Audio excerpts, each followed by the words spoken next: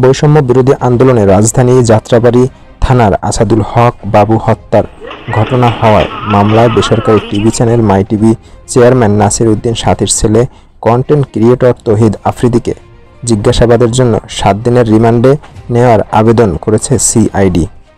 সোমবার 25 আগস্ট মামলার তদন্ত কর্মকর্তা সিআইডির পুলিশ পরিদর্শক খান মোহাম্মদ ইরফান রিমান্ড চেয়ে আবেদন করেন। এ বিষয়ে ঢাকার চিফ মেট্রোপলিটন ম্যাজিস্ট্রেট আদালতে শুনানি হবে। তৌহিদ আফ্রিদিকে রোববার রাতে সিআইডির একটি দল বরিশাল থেকে গ্রেপ্তার করে। এর আগে গত 17 আগস্ট রাজধানীর গুলশান থেকে আফ্রিদির বাবা নাসির উদ্দিন সাথীকে গ্রেপ্তার করা হয়। পরদিন এ মামলায় তার 5 দিনের রিমান্ড মঞ্জুর করে আদালত। প্রতিবেশীরা জানতেন না তৌহিদ আফ্রিদি সেই বাড়িতেই ছিলেন। মামলার সূত্রে জানা গেছে, বৈষম্য বিরোধী আন্দোলন চলাকালে গত বছরের 5 আগস্ট যাত্রাবাড়ী থানার পাকা রাস্তার উপর আন্দোলনে অংশ নেন মোহাম্মদ আসাদুল হক বাবু।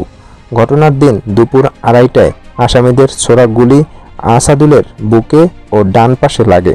পরে হাসপাতালে নেওয়া হলে চিকিৎসক তাকে মৃত ঘোষণা করেন। এ ঘটনায় গত বছরের 30 আগস্ট যাত্রাবাড়ী থানায় হত্যা মামলা করেন নিহতের বাবা জয়নাল আবেদিন।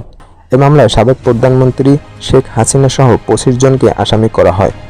মামলায় নাসির উদ্দিন সাথী 22 নম্বর ও তার ছেলে তৌহিদ উদ্দিন আফ্রিদি 11 নম্বর এজাহার নামীয় আসামি। এদিকে তৌহিদ যে বাড়িতে আত্মগোপনে ছিলেন সেখানকার আশেপাশের প্রতিবেশীরাও জানতেন না যে তিনি এখানে আছেন। রোববার রাতে 10:30টার দিকে পুলিশ অভিযান শুরু করলে প্রতিবেশীরা জানতে পারেন তৌহিদ আফ্রিদিকে ধরতে এই অভিযান।